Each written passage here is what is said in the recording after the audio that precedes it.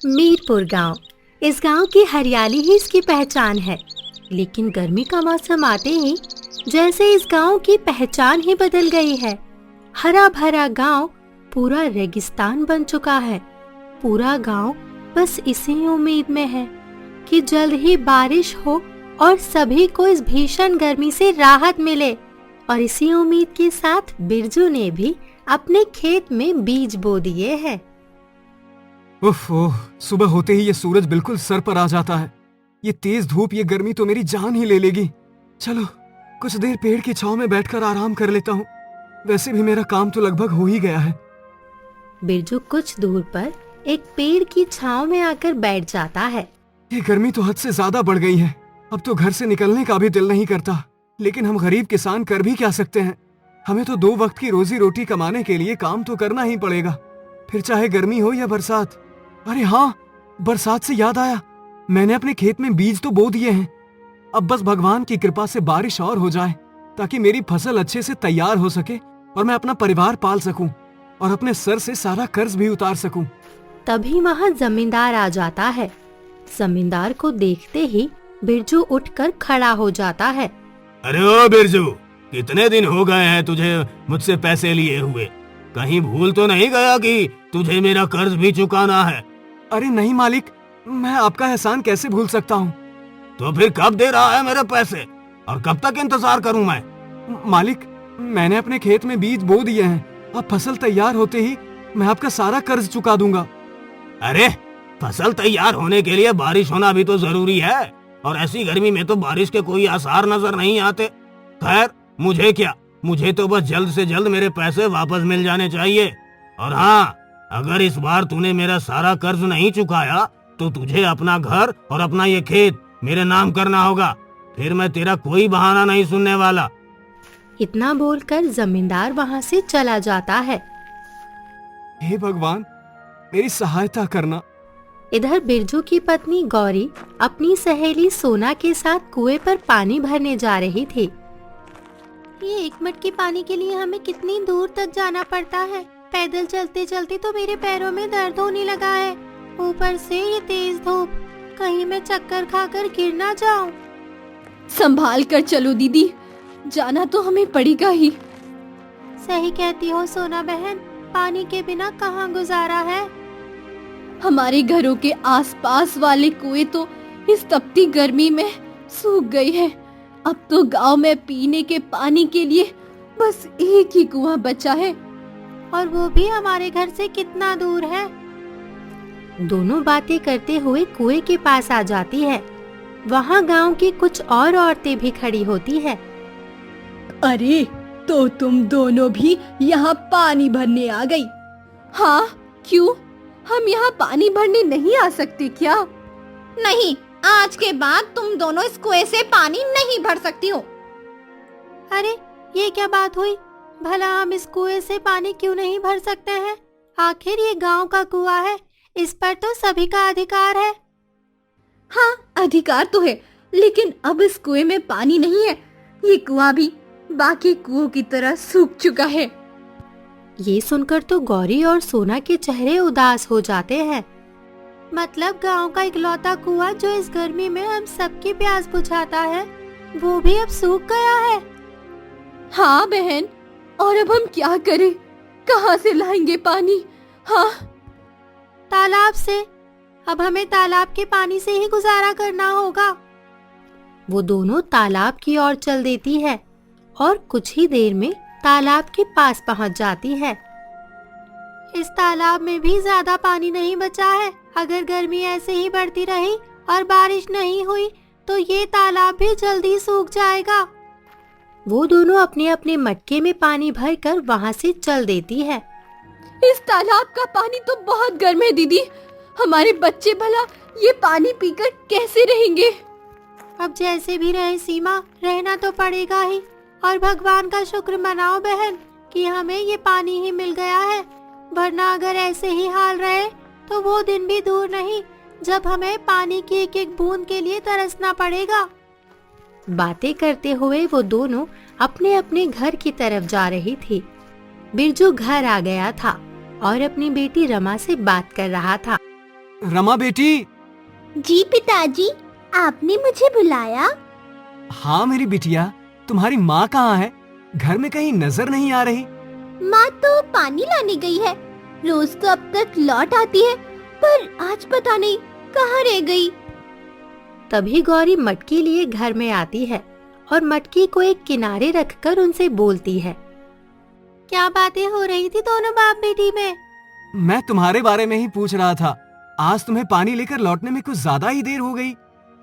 हाँ, अब क्या बताऊं, गांव में पीने का पानी देने वाला जो एक कुआं बचा था, आज वो भी सूख गया।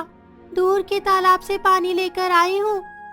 आज जमींदार खेत पर मुझसे मिलने आया था। कह रहा था कि अगर मैंने जल्दी ही उसका सारा कर्ज नहीं चुकाया तो मुझे अपने सारे खेत और ये घर उसके नाम करना होगा।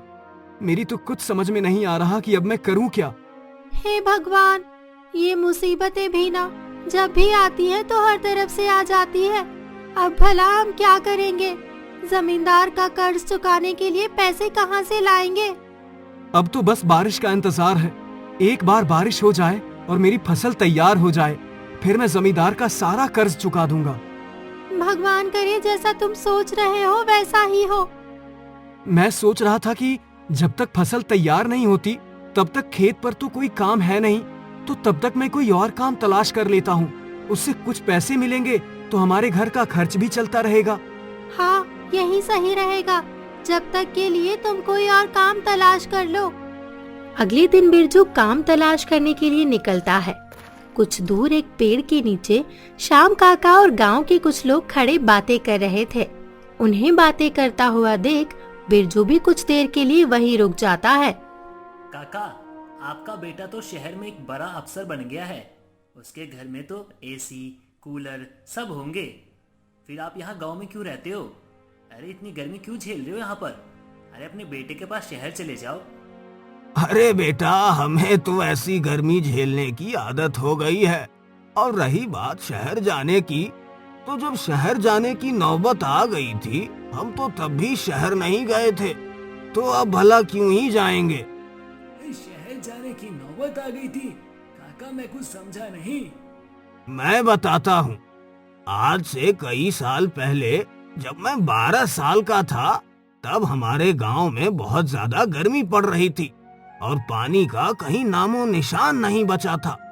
पशु पक्षी इंसान सभी गर्मी से परेशान थे और पानी की एक एक बूंद को तरस रहे थे। गांव में सूखा पड़ गया था, जिस कारण अधिकतर लोग गांव छोड़कर चले गए थे। लेकिन हमारे परिवार ने गांव को छोड़ना उचित नहीं समझा और वो यहीं रुके। अरे काका, आप लोग तो यहाँ रुक गए, लेकिन बिना पानी के आप लोगों ने ऐसी गर्मी का सामना कैसे किया? ये सब बहुत मुश्किल था, लेकिन हमारी सहायता के लिए उस समय हमारे गांव में एक मुखिया हुआ करते थे। मुखिया प्रेमचंद जी, वो बड़े ही दयालु थे। उन्होंने हम सब के लिए राशन की व्यवस्था की और पानी के लिए नए कुएं खुदवाए। कुछ दिनों तक हम सब ने ऐसे ही गुजारा किया और फिर भगवान की कृपा से आसमान में बादल छाए और बारिश हुई और इसी के बाद हमारी समस्या भी समाप्त हो गई। काका के जमाने में उन लोगों की मदद के लिए मुखिया जी थे, लेकिन हमें तो अपना सुख दुख अकेले ही देखना है। और अगर मैं यहीं खड़ा इनकी बातें सुनता रहा तो मुझे यहाँ खड़े खड़े शाम हो जाएगी। चलता हूँ, मुझे काम तलाश करना भी तो जाना है। हे भगवान, बस अब जल्दी से मुझे कोई ठीक ठाक काम मिल जाए। बिरजू एक गोदाम के पास पहुँचता है। गोदाम का मालिक बाहर ही खड़ा होता है। मालिक, इस गोदाम में मेरे लायक कोई काम होगा क्या? हाँ, क्यों नहीं। क्या तुम अनाज की बोरियां उठाने का काम कर सकते हो? हाँ हाँ, जरूर कर सकता हूँ। ठीक है, तो फिर आज से ही काम पर लग जाओ। बिरजू गोदाम में काम करना शुरू कर देता है। वो रोज सुबह गोदाम आता, सारा दिन काम करता और शाम होते ही अपने घर लौट जाता। ऐसे ही कई दिन गुजर जाते हैं। एक शाम जब बिरजू अपने घर आता है तो रमा उससे कहती है, पिताजी, गर्मी बहुत बढ़ गई है। गर्मी के मारे तो मुझे रात में ठीक से नींद भी नहीं आती। मैं जानता हूँ मेरी बच्ची, पर मैं क्या कर सकता हूँ? पिताजी, मेरे सभी दोस्तों के घरों में पंखे लगे हुए हैं। आप भी मेरे लिए पंखा ले आइए ना। ठीक है, मैं कोशिश करूंगा अपनी रानी बिटिया के लिए एक पंखा लाने की। रमा खुश होकर वहाँ से चली जाती है। अगले दिन बिरजू अपने मालिक से पंखा लाने के लिए कुछ पैसे मांगता है। मालिक, मुझे कुछ पैसों की जरूरत है। अगर मिल जाते तो आपकी बड़ी मेहरबानी होती। आप वो पैसे मेरी तनख्वाह में से काट लीजिएगा। अरे इतनी जल्दी में मैं तुम्हें पैसे कैसे दे सकता हूँ? अभी कुछ दिनों पहले ही तो तुमने यहाँ काम करना शुरू किया है और तनख्वाह के पैसे तो महीना पूरा होने पर ही मिलता है। अभी तो तुम्हें कोई पैसा नहीं मिलेगा। लेकिन मालिक। लेकिन वेकिन कुछ नहीं, जाओ जाकर अपना काम करो। बिरजू उदास होकर वहाँ से चला जाता है। शाम को जब बिरजू घर पहुँचता है तो गौरी उससे पूछती है, क्या हुआ? आप बड़े परेशान लग रहे हैं। क्या बताऊं गौरी, मेरी बच्ची ने मुझसे एक छोटी सी फरमाइश की थी, लेकिन मैं तो उसे भी पूरी करने के लायक नहीं हूँ। क्या? वो पंख वाली बात? हाँ वही। मैंने सोचा था कि मालिक से कुछ पैसे मांग कर एक पंखा ले आऊंगा, लेकिन मेरे बहुत कहने पर भी उन्होंने मुझे पैसे देने से इनकार कर दिया। कोई बात नहीं, तुम उसकी चिंता मत करो। रमा भी सो गई है, वो उठेगी तो मैं उसे समझा दूंगी। हमारी बच्ची समझदार है, वो जिद नहीं करेगी। दिन गुजरते हैं और गर्मी प्रतिदिन बढ़ती ही जा रही थी। लोगों के घरों में खाने के लिए अनाज भी खत्म हो रहा था। बिरजू के घर में भी अब खाने के लिए अनाज ना तो बचा था और ना ही पैसे। पता है तुम्हें, घर में बिल्कुल भी अनाज नहीं है। अब हम क्या खाकर रहेंगे? मेरी भी कुछ समझ में नहीं आ रहा। तनख्वाह के पैसे मिलने में तो अभी कुछ दिन और हैं, तब तक हमें कुछ तो इंतजाम करना ही होगा। लेकिन अब तो जमींदार भी हमें उधार नहीं देने वाला। मेरे कुछ गहने रखे हैं, तुम उन्हें देकर जमींदार के यहाँ से राशन ले आओ। वैसे भी अगर मेरे परिवार का पेट ही ना भरे तो मैं उन गहनों का भी क्या करूँगी? गौरी संदूक से गहने लाकर बिरजू को देती है। बिरजू वो गहने लेकर घर से बाहर निकल जाता है। जमींदार कुर्सी पर बैठा था। उसके घर के सामने राशन लेने आए लोगों की लाइन लगी थी। जमींदार का एक आदमी उन लोगों को पैसे गहने के बदले राशन दे रहा था। तभी बिरजू भी वहां आ जाता है। अरे, यहाँ तो बहुत लोग आए हैं अनाज लेने। चलो मैं भी इनके बीच ही खड़ा हो जाता हूँ। बिरजू भी लाइन में लग जाता है। कुछ देर बाद उसका नंबर भी आता है और वो गहने देकर राशन ले लेता है। बिरजू वहां से जाने लगता है कि तभी वहां श्याम काका और कुछ लोगों को बातें करते देख वहीं रुक जाता है। ये काका इन लोगों को क्या समझाने में लगे हैं? चलकर देखता हूँ। बिरजू उन लोगों के पास आता है। तुम लोग मेरी बात समझो, ऐसी मूर्खता मत करो वरना सारी जिंदगी पछताओगे। लेकिन काका, हमारे घरों में खाने के लिए राशन नहीं है, ऐसे में भला हम क्या करें? मैं समझता हूँ तुम लोगों पर विपत्ति आई है, लेकिन जरा से अनाज के लिए अपने खेत जमींदार को इतनी कम कीमत पर गिरवी दे देना बिल्कुल भी उचित नहीं है। अरे जब तक बारिश नहीं आती तुम लोग कहीं और जाकर मेहनत मजदूरी करो और अपना घर चलाओ। और जमींदार को अगर एक बार अपने खेत गिरवी दे दिए तो वापस कभी छुड़ा नहीं पाओगे। ठीक है काका, आप कहते हैं तो हम कुछ दिन और इंतजार करेंगे, कोई दूसरा काम तलाशेंगे। काका के कहने पर वे सभी मान जाते हैं और अपने अपने घर लौट जाते हैं। बिरजू भी घर आकर गौरी को गांव के लोगों का हाल बताता है। हे भगवान, पैसा ना होने के कारण गांव के लोग अपने खेत जमींदार को कम कीमत पर गिरवी रखकर अनाज लेने आए थे। ये कैसी मुसीबत आ गई है हमारे गांव पर। ये सब इस गर्मी और बारिश ना होने का कारण है। अब तो ईश्वर से बस यही प्रार्थना है कि जल्दी ही बारिश हो और हम इस मुश्किल परिस्थिति से बाहर निकलें। कुछ दिनों बाद जमींदार अपना कर्ज वसूलने बिरजू के घर आ पहुंचता है। बिरजू, चल मेरे पैसे वापस कर। बहुत हो गया तेरा रोज रोज का नाटक। मालिक, अभी तो हमारे घर में एक फूटी कौड़ी भी नहीं है। कुछ दिनों की मोहलत और दे दीजिए, मैं आपका एक एक पैसा लौटा दूंगा। बस अब बहुत हो गया तेरा ये नाटक। अब आज तो या तो तू मेरे पैसे वापस कर या अपने ये घर खाली कर। नहीं जमींदार साहब, हमें इस घर से मत निकालिए, हम पर थोड़ी तो दया कीजिए। ये घर छोड़कर हम भला कहाँ जाएंगे? आप हमें थोड़ा समय और दे दीजिए। हम आपका सारा कर्ज चुका देंगे। ठीक है, लेकिन ये आखिरी बार है। इसके बाद मैं जब भी आऊंगा तो अपना सारा पैसा लेकर ही जाऊंगा, और ये बात याद रखना। जमींदार वहाँ से चला जाता है, पर बिरजू की आंखों में आंसू थे।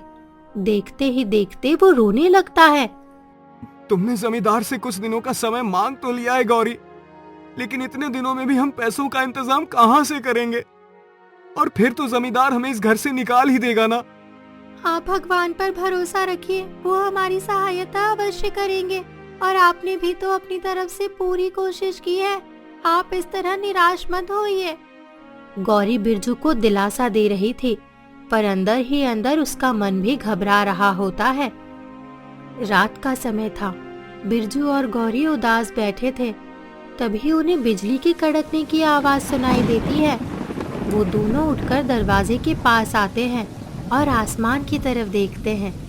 आसमान में तो काले बादल छाए हैं। मुझे लगता है कि बारिश होने वाली है। हाँ, इन बादलों को देखकर तो ऐसा ही लगता है। देखते ही देखते बारिश होने लगती है। बारिश होता देख बिरजू और गौरी की खुशी का तो ठिकाना ही नहीं होता है।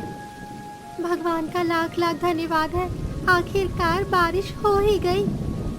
हाँ गौरी, और अब बहुत जल्द हमारी फसल भी तैयार हो जाएगी और हम जमींदार का सारा कर्ज भी चुका देंगे। इधर श्याम काका और दो लोग बाहर बारिश में छाता लिए खड़े थे। उनके चेहरे पर भी खुशी साफ झलक रही थी। काका, आखिर हम सबका इंतजार आज पूरा हुआ और बारिश हो ही गई। हाँ लखन, और अब हमारे गांव वाले अपने खेतों का काम शुरू कर सकेंगे और अनाज उगाएंगे। और अब उन्हें जरा से अनाज के लिए अपने खेत उस लालची जमींदार को गिरवी देने की कोई आवश्यकता नहीं है। सही कहा काका आपने।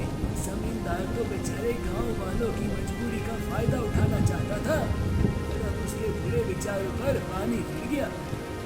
ये कहकर वो तीनों हंसने लगते हैं। बारिश के होने से गांव के लोगों को गर्मी से राहत और जमींदार से छुटकारा मिल गया था।